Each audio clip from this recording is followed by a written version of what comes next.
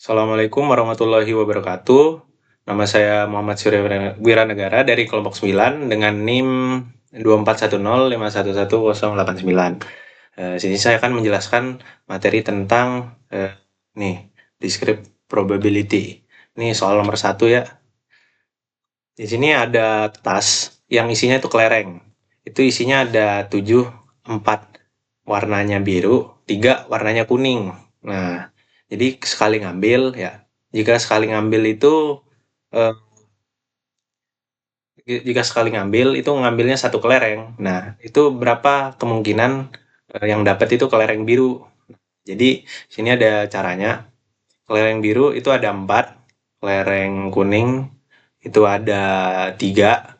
Nah, jumlahnya 3 nih. Ya, jumlahnya 7. 4 tambah 3, 7. Nah, berarti karena kelereng biru itu 4, jadinya 4 per 7. Kita masukin sini, 7 submit. Bener.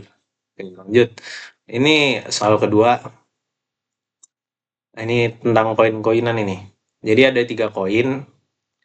Yang ditanya itu kemungkinan 2 sama 1 gambar. Anggap aja ini 2 angka sama 1 gambar ya, karena ini bahasa Inggris. Nah, ini caranya nih. 3 koin. Yang diminta kan 2 angka sama 1 gambar. Nah,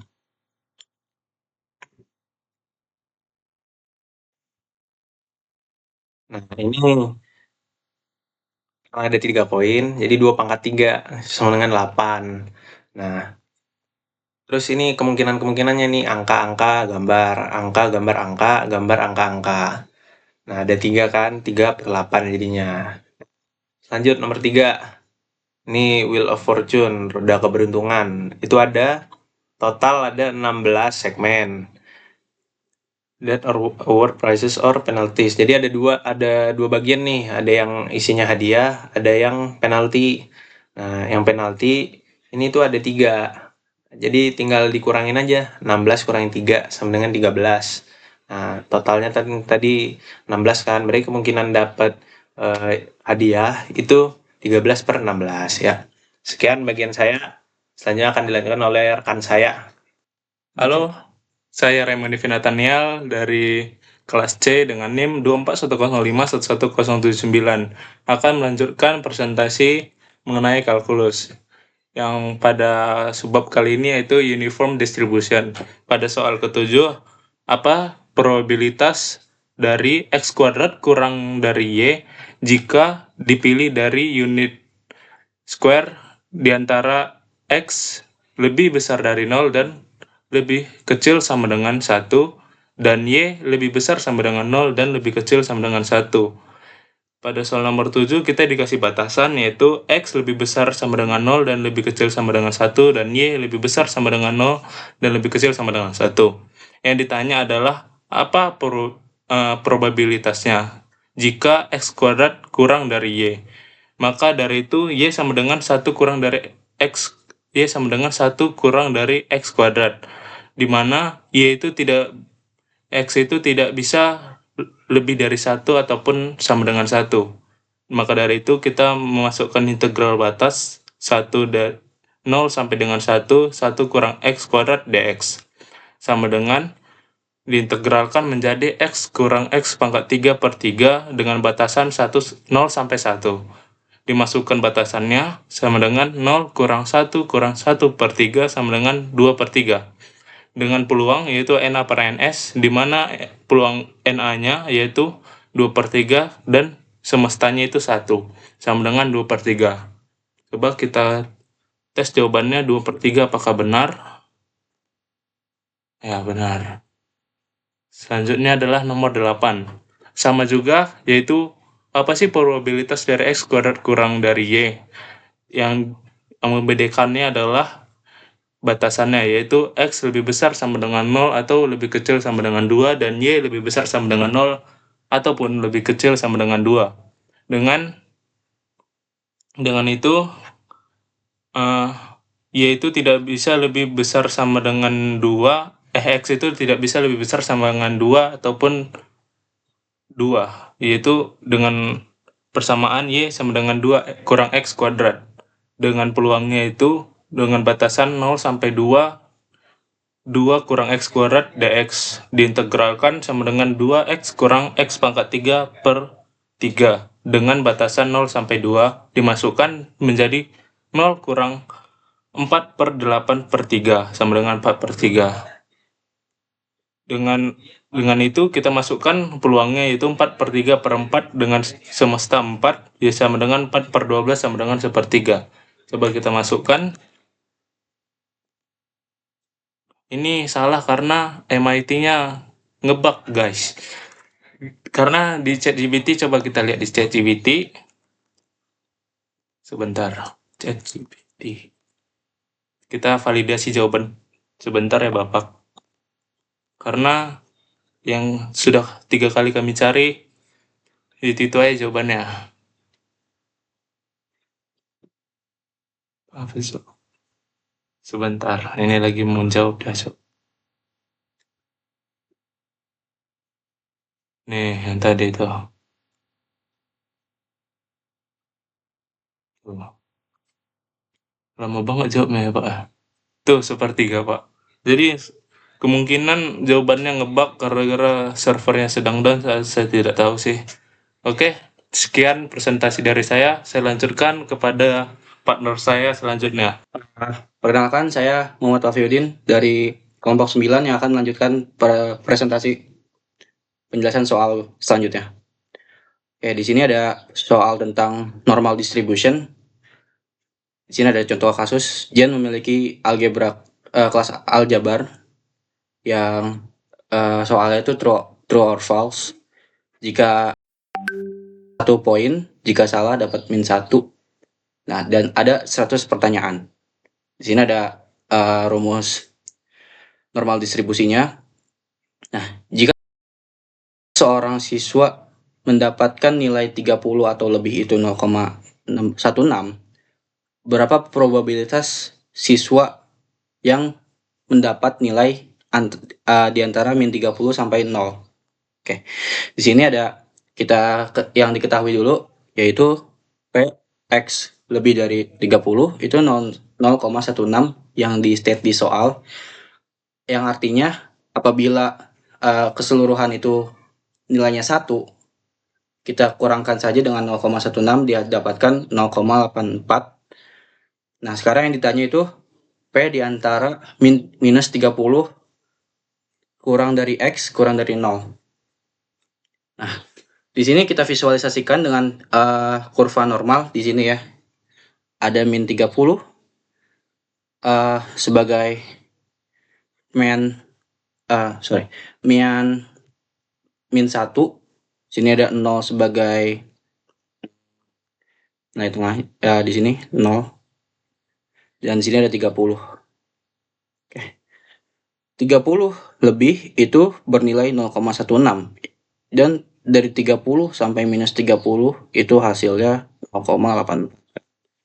Jadi, jika kita mau mencari minus 30 sampai 0, itu sama saja kita mencari setengah bagian dari ini nih. Ini nilainya 0,5. Oleh karena itu, karena yang daerah yang tidak diarsir nilainya 0,84, jadi kita tinggal kurangin saja dengan 0,84 dan hasilnya 0,34. Kita coba sini 0,34.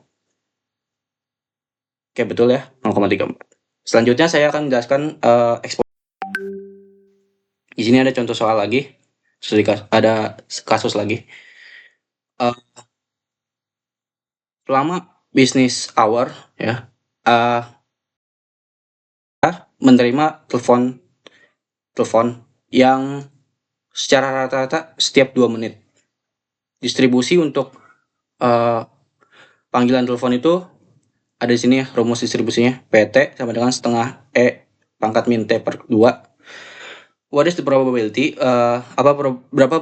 Berapa kemungkinan kita itu mendapatkan telepon di 3 menit pertama di 1 hari itu?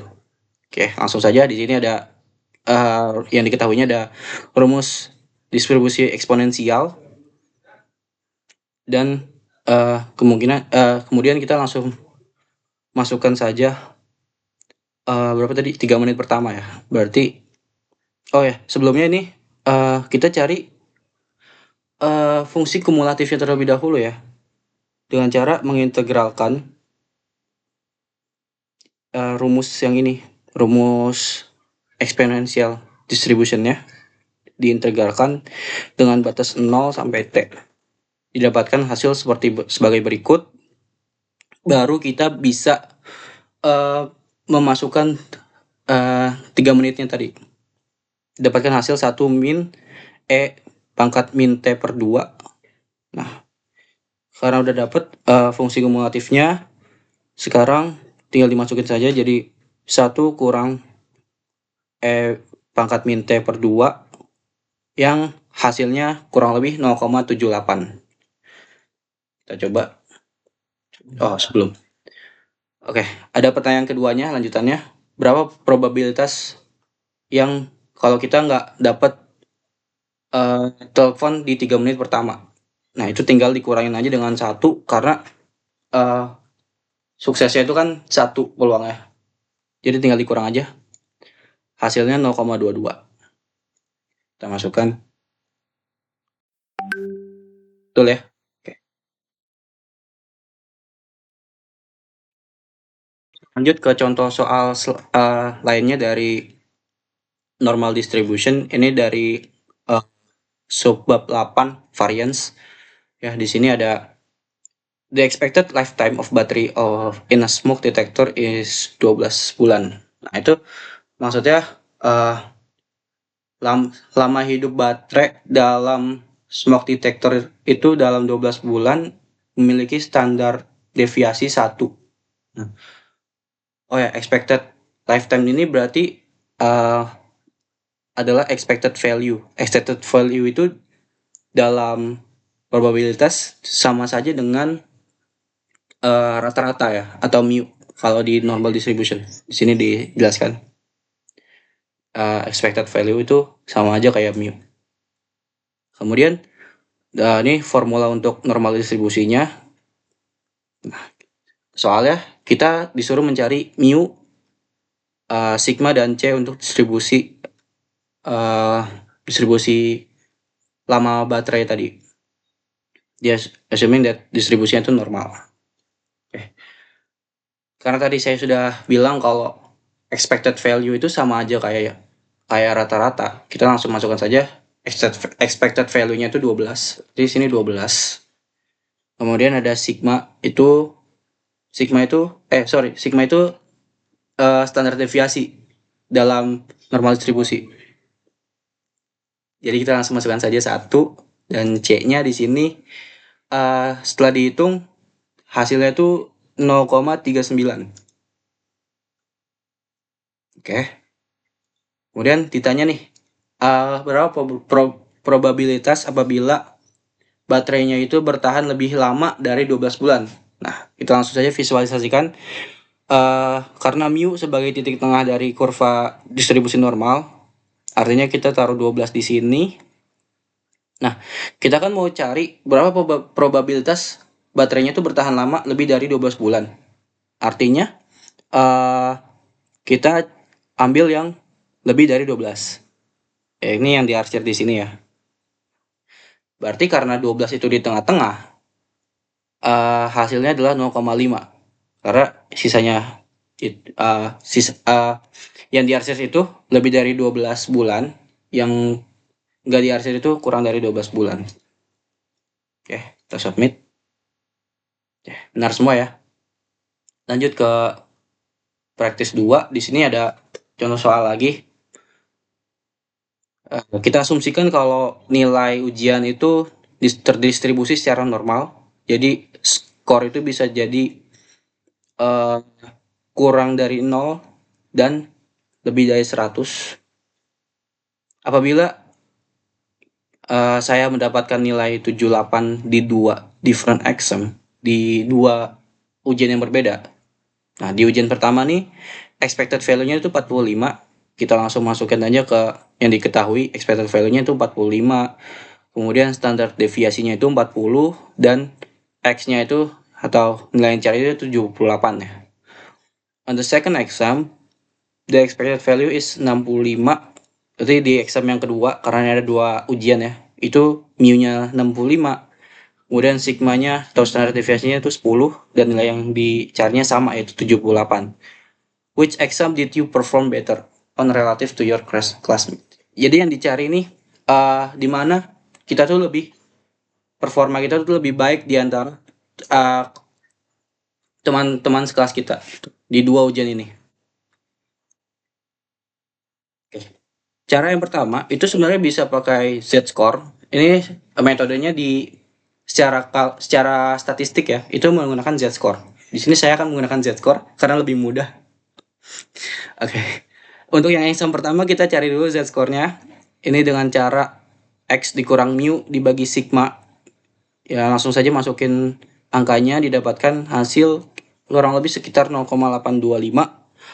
Kemudian yang exam 2 ini sama saja seperti yang tadi, hasilnya 1,3. Karena karena nilai Z di ujian pertama itu kurang dari ujian yang kedua, maka siswa tersebut memiliki performa yang lebih baik di exam kedua. Karena nilai Z-nya lebih besar gitu. Kita submit. Oke, benar ya? Oke. Cukup sekian dari kelompok 9, kurang lebihnya mohon maaf. Assalamualaikum warahmatullahi wabarakatuh.